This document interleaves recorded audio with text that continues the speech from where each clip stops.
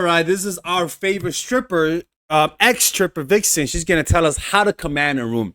Look, the reason why I react to strippers is because if you really listen to them, their game is mostly psychological. Like when you go to a strip club, there are successful strippers and broke strippers, and the broke strippers have got to go. Every time you try to have a good time, no, I'm kidding. So they know psychology, and I'll be honest with you, I listened to a few of them, and it's honestly shocking. It's almost like hood knowledge, right? Like just like it's shit that you're like, okay, I would never expect this. All right, so let's see what she has to say. And if you guys want to work with me one-on-one, go to mindfulattraction.org. Most likely, she's going to talk about it from the woman's perspective, but I think this applies to everyone. If you're a guy watching this shit helps, man. I'm telling you, man. I'm gonna help you guys out with this. Have you ever wanted to own a room, but you just don't seem to be able to do it and you turn into a shell of yourself? What? Shell. Anyway, so. Well, in this video, as an ex-stripper who's had to walk the stage with undeniable confidence in order to literally pay my rent, I'm going to give you 5 actionable steps to turn you into a baddie to the point that your confidence is so overpowering. Time out, man. You can't be stripping to pay your rent. That you're living paycheck to paycheck. You got to strip to save money to buy a house, to invest. Look, man, I ain't gonna talk shit, man. I wasted my money, so I'm not gonna talk shit. That God herself is going to bend to you. Period. Which obviously step number 1, take up space all the time. Be loud, be weird, dance how you want to dance. Because know that everyone else is just as socially scared as you are inside, so you might as well take that by the balls and run with it. And physically take up space. When you're sat in a room and you do not feel confident, your body language will reflect that without you even noticing. Whenever I feel like that, when I'm in scared situations, I physically sit in a way where I take up more space. I was about to say open up my legs, but you get what I mean. You see what I'm saying? Like strippers have a masculine energy that they tap into another form of seduction that non-strippers do. They have a masculine quality about them. And it is true, but you know, one of the laws of power is be formless. And if you read that book, it's the last law of power. And the reason why you put that last is because you also got to learn when to break those rules, right? Because there are times when you gotta be the coy, the shy one. It is true. Like there are times when being the quietest one and being the one that is not seen sometimes is how you do it. So they call it the way, right? The way is pretty much the flow state you enter when you know when to break rules and when not to break rules. But let's keep listening. Stupid slut. Take up more space. I was about to say open up my legs, but you get what I mean. You stupid slut. Physically take up more space because then it will play a trick on your mind. You will subconsciously feel more confident because the way your body is acting feeds into your subconscious too. Notice how you're sat. Change that now. Work hard! So you sir! You're gonna be committed! So you sir! And other people are gonna see you as more confident too. Step number 2 is do things that scare you. And I swear by this, if you've seen any of my other videos, which by the way you should. I always talk about doing things that scare you because that gives you the best relationship. Not stripping, don't strip. With yourself, most amount of confidence, because you walk away knowing that no matter what, you can handle it all. Number 4, spend time alone. I gotta pause on that one. That's actually kind of true, but that helps not in commanding the room, but in being able to command the room in the future. Like me, I managed to learn how to build art groups and build meditation groups. And I'm not gonna lie, I was scared at first, right? And every time I wanted to have an event, I had to overcome my fear. Now I could do events and I don't feel afraid, right? And now because of that lack of fear, when I run my groups, it looks natural. It looks like I never went through fear. When in reality, to get to the point of confidence, I had to be afraid a lot. You gotta allow your body to get used to, but that don't mean that when you're afraid and doing that thing that you're afraid, that you do drugs or you drink alcohol. No, you do it sober so that it can permeate your character, so that the confidence you gain from that, not from the alcohol, but from the pure act, radiates from you. It integrates in you. spend time alone and walk away knowing that no matter what, you can handle it all. Number 4, spend time alone. Spend time alone and spend time alone and spend time alone. It's my favorite thing to do. I'm an only child. I spend a lot of time by myself. You achieve things when you're by yourself. You discover who you are when you're by yourself. When you're alone with your thoughts, you can focus on the only main priority that you have, which is you. Or unless you have kids, but anyway. Spend time with yourself. If you're scared of doing it, do things that scare you. Because when you're comfortable with spending time by yourself, you realize that nothing can face you. My camera's about to die. Because no matter what it is, you know you can handle it by yourself, because you don't need anyone else but yourself. So no matter what situation happens, you can rely on you. That's why you need to spend time with yourself, achieve things by yourself, do things by yourself, time and time again, period. And I think the best way to do that is go to a 10-day silent meditation retreats.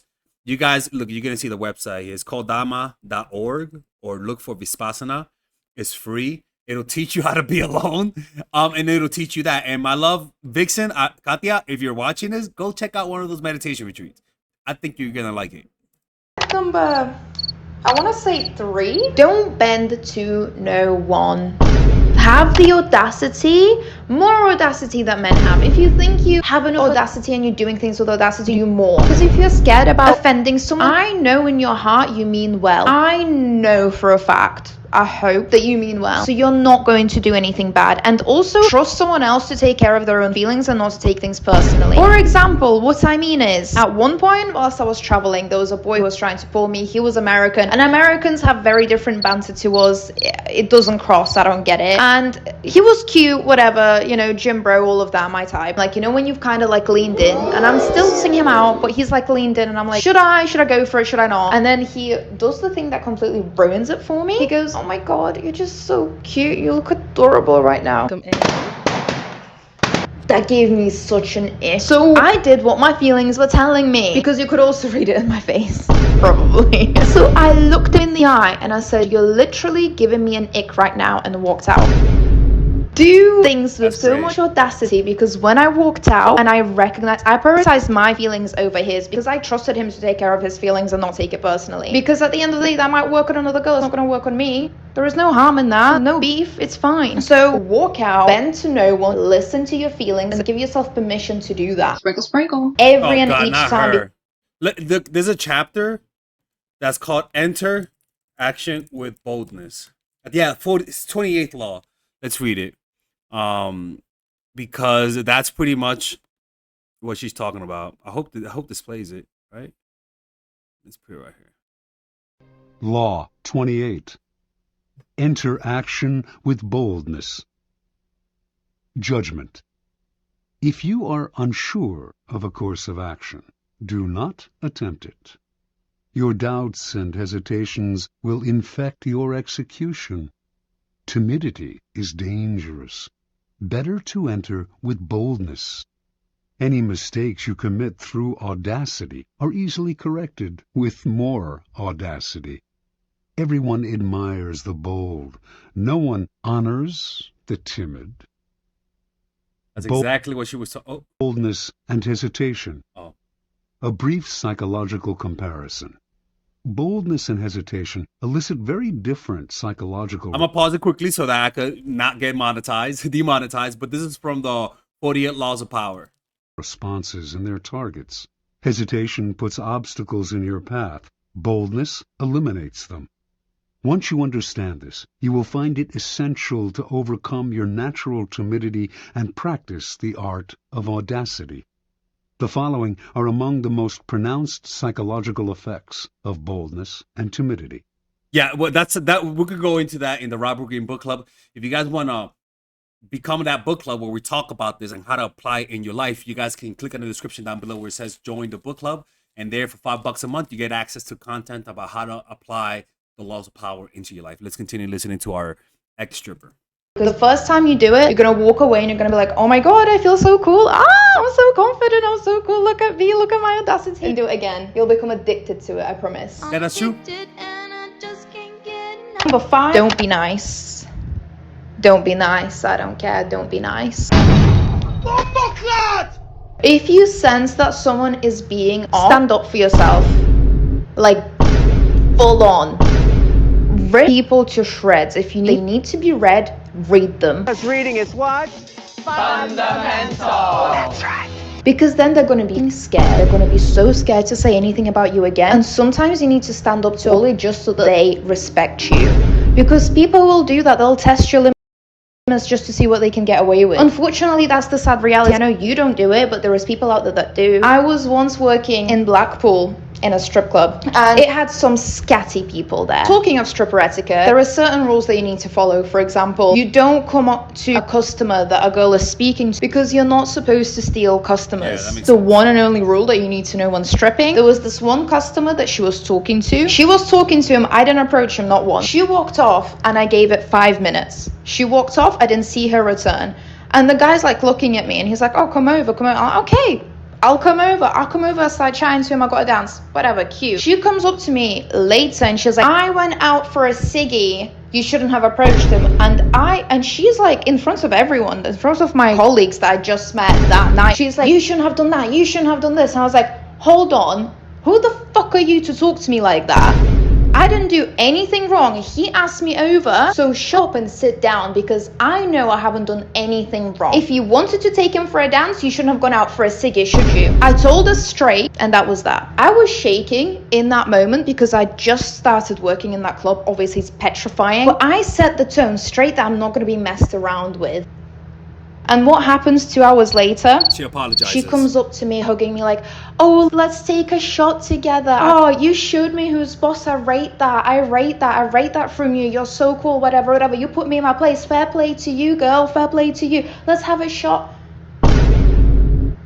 Huh? No, but you're shocked because you're shocked that that's how humans are, but that's pretty much what people do. I mean, that a lot of the times they're bluffing. And you're scared of people you shouldn't be scared of. Put people in their place. The law, 33 strategies of war. Create a threatening presence. The best way to fight off aggressors is to keep them from attacking you in the first place. To accomplish this, you must create the impression of being more powerful than you are. Build up a reputation. You're a little crazy. Fighting you is not worth it. You take your enemies with you when you lose. Create this reputation and make it credible with a few impressively violent acts. Uncertainty is sometimes better than overt threat. If your opponents are never sure what messing with you will cost, they will not want to find out. Play on people's natural fears and anxieties to make them think twice. And then the last one is Sow terrorism. uncertainty and panic through acts of terror. Terror is the ultimate way to paralyze a people's will to resist and destroy their ability to plan a strategic response. Such power is gained through sporadic acts of violence that create a constant feeling of threat, incubating a fear that spreads throughout the public sphere. The goal in a terror campaign is not battlefield victory, but causing maximum chaos and provoking the other side into desperate overreaction. Melting invisibly into the population, tailoring their actions for the mass media, the strategists of terror create the illusion that they are everywhere, and therefore that they are far more powerful than they really are. It is a war of nerves. The victims of terror must not succumb to fear or even anger. To plot the most effective counter-strategy, they must stay balanced. In the face of a terror campaign, one's rationality is the last line of defense. Like that's what happened with the terrorist attack of 9/11. We created TSA, I think, and we overreacted, and we even created a surveillance state because of that. Jesus Christ, man. Let's keep listening to what our homegirl stripper is gonna say next. Always put people in their place. You gotta do what you gotta do. Anybody want to know what I would do if I didn't win? I guess we'll never know.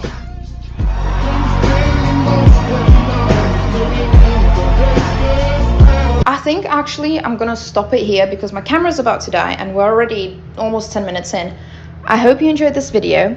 I love you millions. If you would like to hear any more of me yapping and giving advice from being a stripper, like and subscribe and comment and tell me what else you'd like to hear from my advice wise brain. Please subscribe. I love you. Video she has right here. There you go. Okay, let's see what video she has right here because Let me see what she got. You want to be seen? Then act like this. Okay, we could check her out another day, man. Still stalking your ex? Watch this. Yeah, she should talk more about her stripping days. That'd be kind of cool. Anyways, man. Oh fuck. Anyways, let me know what you guys think of these videos, man.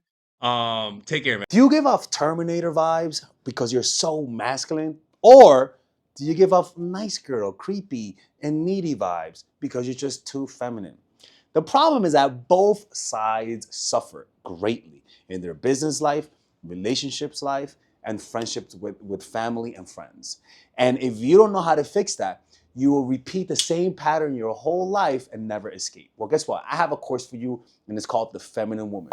It's pretty much a course on how to increase your self-esteem through practical means, not through giving you guys affirmation and wishing that you stop being Terminators or you stop being needy and creepy goldfish. No, I'll give you practical things that by you doing this, if you're too masculine, I swear people will say there's something in you. You look more relaxed. You're just more comforting. You become more emotionally open because I teach you guys those strategies. It's a 5-week course.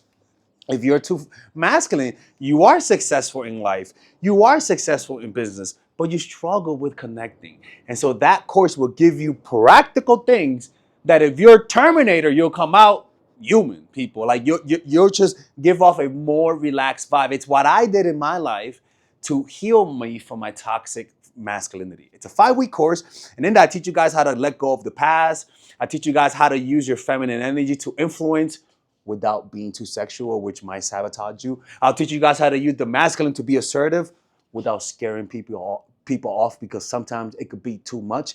It's a course that balances those things out. Okay, so if you go Bronx mode, if you're too Beverly Hills mode, I'll teach you guys how to go Bronx mode, or better yet, South Side of Chicago type of shit. Well, now you're just a serial killer right there, right? And with this course has a 30-day money back guarantee, and if you purchase it, you guys also get access to the Zoom meditation group where we both meditate, or we all meditate on a weekly basis, and you guys get access to the WhatsApp group. And it's really a good course. If you guys don't like it, just ask for your money back. I mean, you guys can see the reviews right here. A lot of people like those reviews. And you'll see the results. And if you don't see the results, then I'll just give you your money back. Like I'm not gonna scam you guys if it doesn't work, but I know it's gonna work. So you do that now. Don't end up like Frida Kahlo. All right? Don't do that shit.